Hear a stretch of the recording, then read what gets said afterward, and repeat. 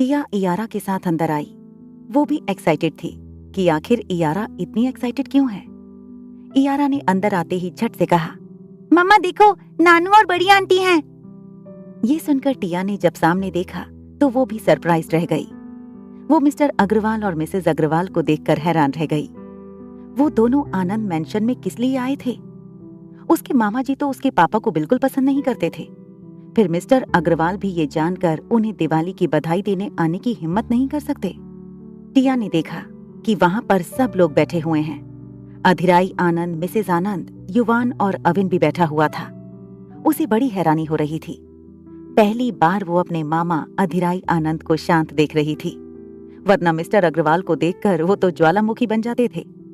वो अपने मन में सोचने लगी, मामा जी के ऊपर किसी ने काला जादू कर दिया है क्या? कहीं पापा ने तो कुछ नहीं किया है? इयारा उसके दुपट्टे को खींचते हुए बोली, मम्मा, बड़े मामा जी तो नानू को पसंद नहीं करते ना, वो उन पर बहुत गुस्सा होते हैं। पर यहाँ पर तो बड़े मामा जी बिल्कुल ठीक हैं। मतलब नानू और बड़े मामा जी ने बट्टी कर ली है। टिया ने कहा, मुझे भी यही लगता है बेटा, पर मुझे समझ नहीं आ रहा है कि ये सब कैसे हुआ। हम सबने तो इतने सालों तक समझाया, लेकिन उन्होंने बिल्कुल भी नहीं समझा। अचानक से ऐसा क्या हो गया? मुझे तो ऐसा लगता है कि किसी ने मामा जी के ऊपर काला जादू कर दिया है। जब इयारा ने ये सुना तो वो बोली, ये काला जादू क्या होता है? इसको कैसे करते हैं? टिया ने कहा, मुझे भी नहीं पता। इयारा ने कहा, कोई बात नहीं मम्मा, मैं सीख जाऊंगी, फिर आपके ऐश बेबी को काला जादू करके फेंक दूंगी। टिया ने चौंक कर उसे देखा। उसकी बेटी ने अभी क्या कहा? ऐश्वर्य का जिक्र किया। वो बोली, क्या कहा तुमने? इयारा ने कहा, मैं आपके ऐश बेबी को फेंक दूंगी। टिया ने उसे आंखें दिखाई। इयारा मुंह बनाते हुए बोली, कल भी वो आपके पास ही बैठा हुआ था, आप उसको कितना प्यार कर रही थी। आप तो उसके आने से भूल जाती हो कि आपके 2 बच्चे भी हैं। Very bad. दोनों दूर खड़ी एक दूसरे से बातें कर रही थीं। अविन की नजर उन पर पड़ी तो उसने खुश होते हुए कहा, दादाजी, प्यारी बुआ आई हैं। वो दौड़कर टिया की तरफ बढ़ गया। सबने उस तरफ देखा। टिया को देखकर सब सरप्राइज रह गए थे। अविन आकर टिया के पैरों से लिपट गया।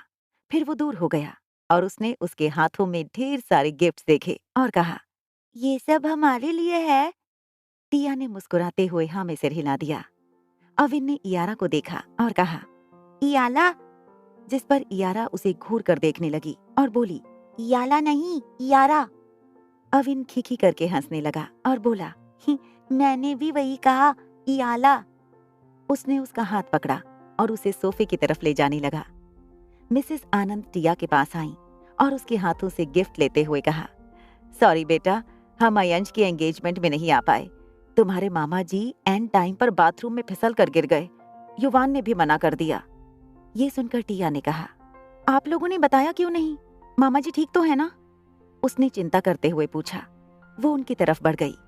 मिसेस आनंद ने कहा, उनसे ही पूछ लो, पैर में मोच आई है। टिया ने गिफ्ट टेबल पर रखे और अधिराई आनंद के पास बैठते हुए बोली, मामा जी आप ठीक है ना? अधिराई आनंद ने मुस्कुराते हुए कहा, हाँ बेटा, मैं ठीक हूँ, बस पैर में मोच आ गई है, गर्म पट्टी बांधी है, मैं ठीक हूँ। टिया ने कहा, आप लोगों ने बताया भी नहीं। युवान ने कहा, बता देते तो तुम परेशान हो जाती, इसलिए नहीं बताया। फिर युवान ने अविन को देखा जो इयारा को ड्राई फ्रूट्स खाने को दे रहा था और इयारा भुक्कड़ की तरह खा रही थी। उसे हंसी आ गई। सबने उसे हंसते हुए देखा। उन्हें उसके हंसने का मतलब समझ नहीं आ रहा था। टिया ने पूछा, भाई हंस क्यों रहे हो? युवान ने अपनी हंसी रोकते हुए कहा, कुछ नहीं, कुछ याद आ गया। मिसेस आनंद ने कहा, उस पर ध्यान मत दो, आजकल ये लड़का पागल हो गया है और कुछ नहीं।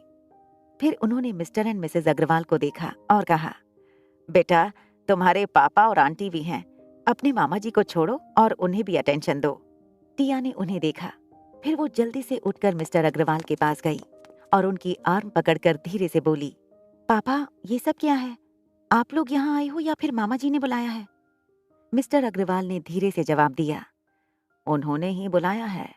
मुझे लगता है कि तुम्हारे मामा जी बाथरूम में फिसलकर गिरे हैं, इसलिए सिर में चोट वगैरह लग गई होगी और तुम्हारी तरह याददाश्त चली गई है। मुझे उनका इतना मीठा बोलना हजम नहीं हो रहा है। ऐसा लग रहा है कि डायबिटीज हो जाएगी। सब लोग बाप बेटी को खुसुर फुसुर करते हुए देख रहे थे। उन्हें हंसी भी आ रही थी।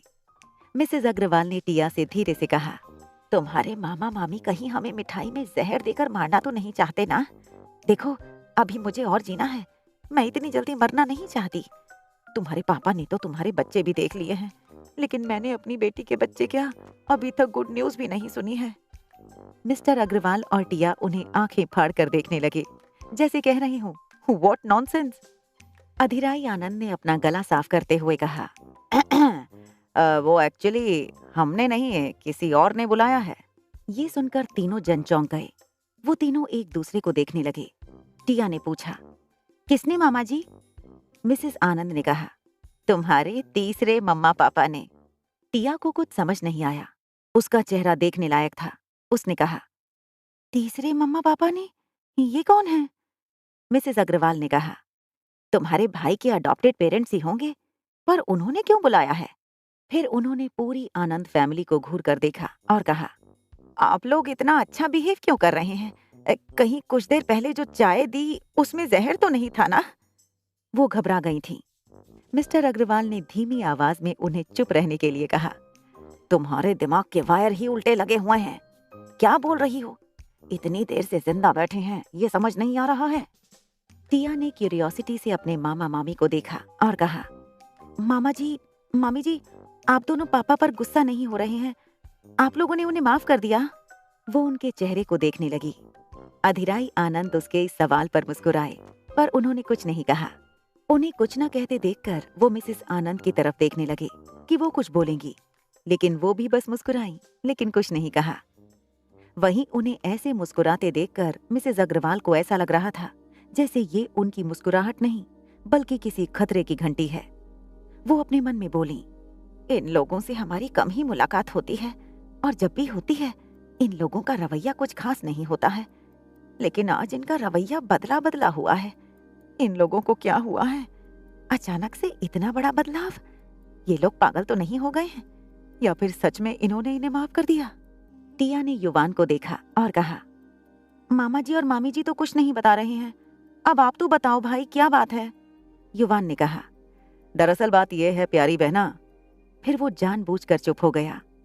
टिया बेसब्री से उसके आगे कहने का इंतजार कर रही थी, लेकिन अब उसे कुछ न कहते देखकर वो झुंझला गई। उसे इतना सस्पेंस पसंद नहीं आ रहा था। वो खड़ी हो गई और बोली, आप लोग कुछ बता क्यों नहीं रहे हैं? बस मुस्कुराए जा रहे हैं। मेरी शक्ल पर कुछ लगा हुआ है, या फिर आज मैं किसी एलियन से कम नहीं लग रही हूँ? बताइए ना, बात क्या है? आप लोगों ने पापा को माफ कर दिया है या फिर बात कुछ और है? मिस्टर अग्रवाल भी उनके आगे कुछ कहने का इंतजार कर रहे थे। उनके लिए भी ये हैरानी की बात थी कि आज पहली बार आनंद फैमिली का रवैया उनके प्रति बदला हुआ था, वरना हमेशा से जब भी उनसे आमना सामना हुआ तो उनकी नजरों में अपने लिए नफरत ही उन्होंने देखी थी। भले ही उन लोगों ने उन्हें कभी नीचा नहीं दिखाया, ना कभी कोशिश की, लेकिन उन्हें कभी पसंद भी नहीं किया, और वो जानते थे कि उन्होंने जो पाप किया था उसके लिए वो उन्हें पसंद कर ही नहीं सकते थे। उज्जवल की मौत के जिम्मेदार सिर्फ अकेले तारुशार्यन नहीं थे, बल्कि वो भी थे। अगर उन्होंने उन्हें मना कर दिया होता तो शायद वो उज्जवल की जिंदगी में नहीं होते और उसकी शादी अमोघ राजवंश से होती, और तब शायद सब सही होता। उनके बीच में आने की वजह से उस आदमी ने अपने पागलपन में उज्जवल की जान ले ली, वरना आज उज्जवल जिंदा होती और खुश होती, और शायद टिया उनकी जिंदगी में नहीं होती।